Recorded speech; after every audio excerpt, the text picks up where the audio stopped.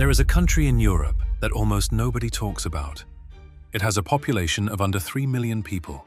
Its capital city, Vilnius, has about the same population as Manchester. And for most of its modern history, it was trapped behind the Iron Curtain, cut off from the rest of the world under Soviet occupation. This country has one of the highest home ownership rates on the entire planet. Not 50%, not 70%. Nearly 87% of people in Lithuania own the home they live in. To put this into perspective, France sits at 64%, the UK at 63%, Switzerland at just 42%, and Germany, one of the wealthiest and most powerful economies on Earth, sits at just 46.5%. Lithuania was still part of the Soviet Union just 35 years ago, and nearly 9 in 10 people own their home.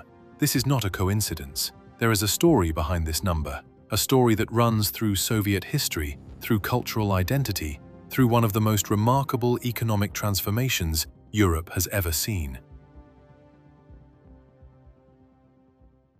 Now, before we get into how this happened, let's address something.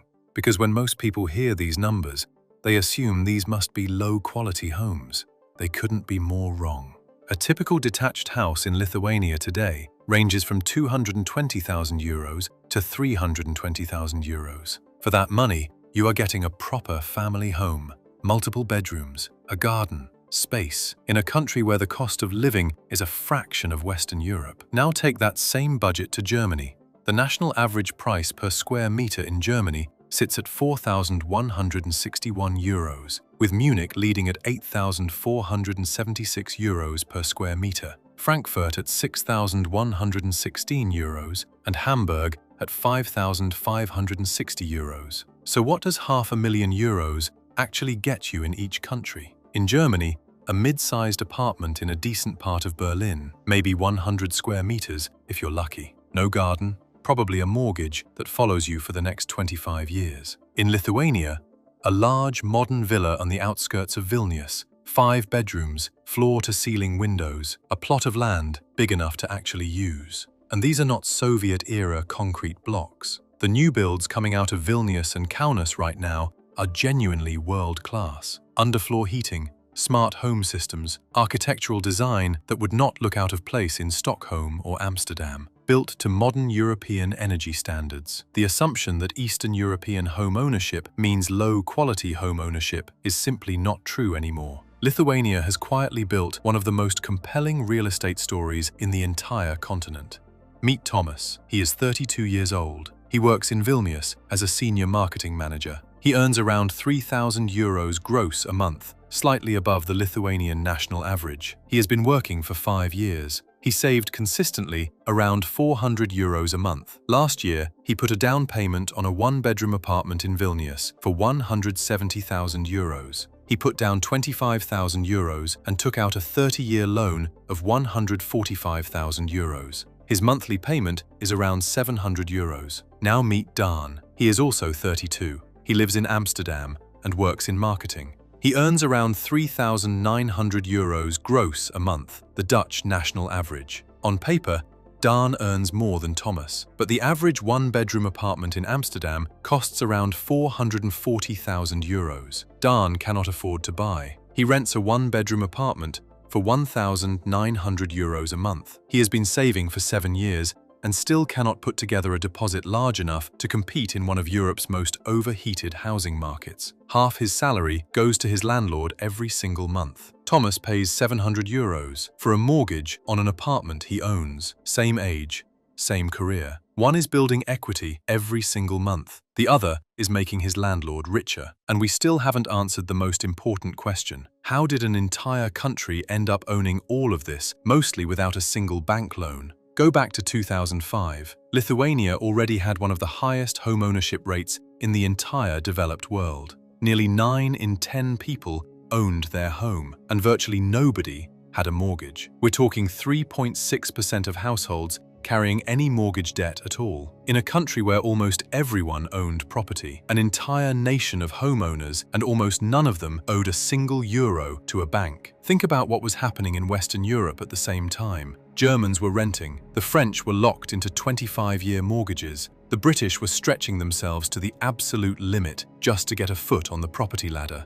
The entire Western European housing model was built on debt. You borrow, you pay for decades, and eventually the home becomes yours. Lithuania never got that memo. Now, to be fair, things have changed. By 2024, around 16.8% of Lithuanian households carry a mortgage. A younger generation is borrowing to buy. The country is modernizing, and that's actually a sign of a growing, confident economy. But here's what that still means. Even today, roughly 7 out of 10 Lithuanian homeowners own their home with zero debt. So how did this happen? How did an entire country, one that spent decades under Soviet occupation, one that had nothing, end up owning some of the most premium real estate in Eastern Europe almost entirely without debt? The answer starts with the Soviet Union itself. To understand Lithuania's relationship with property, you need to go back to 1940. That was the year the Soviet Union occupied Lithuania for the first time. And one of the very first things they did was take the homes. The Soviet government nationalized over 14,000 private homes across Lithuania. More than half of all residential property in Lithuanian cities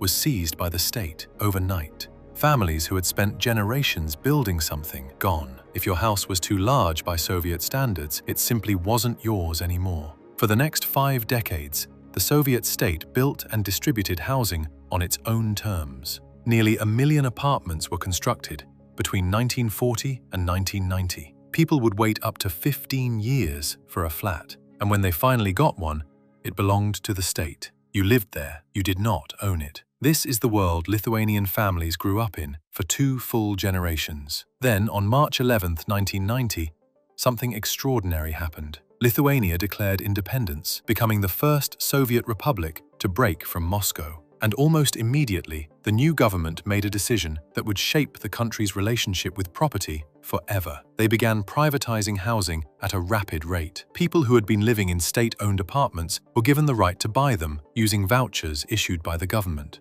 Effectively overnight, Lithuanian tenants became Lithuanian homeowners. For a nation that had spent 50 years watching the state take everything, that moment meant something far deeper than a legal transaction. It meant security. And that feeling, that bone-deep cultural instinct that owning your home is the only real form of freedom, never left. It is still there today. It is why Lithuanian parents sacrifice to buy their children homes instead of leaving them inheritance money. It is why the rental market here never developed the way it did in the West. The Soviet Union spent 50 years trying to strip Lithuanians of everything they had. In doing so, it created a nation of people who would never again let go of the one thing that truly mattered: their home. In 1990, Lithuania had no currency of its own, no independent army, and an economy in ruins, just independence, and a determination to build something from nothing. 30 years later, it is one of the fastest growing economies in the entire European Union. Now here is where the story gets even more interesting, because Lithuania is not standing still. The average gross monthly wage in Lithuania has reached 2,527 euros, and it is still rising. Since 2010, Lithuania has recorded real wage growth